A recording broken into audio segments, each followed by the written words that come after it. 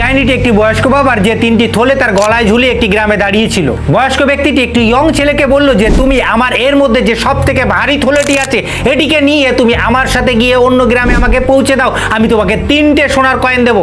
Young ছেলেটি বলল ঠিক আছে চলুন।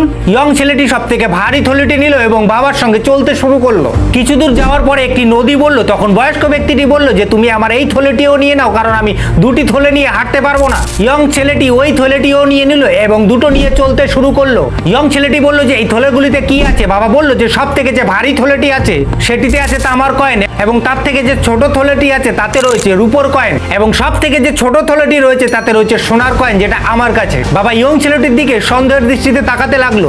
ইয়ং ছেলেটি বলল আপনি চিন্তা করুন না, আমি সৎ ব্যক্তি আছি, আপনার কিছু নিয়ে আমি পালাবো না। তখন বাবা বলল তুমি এই ছোট থলিটা নিয়েও উপরে ওঠো।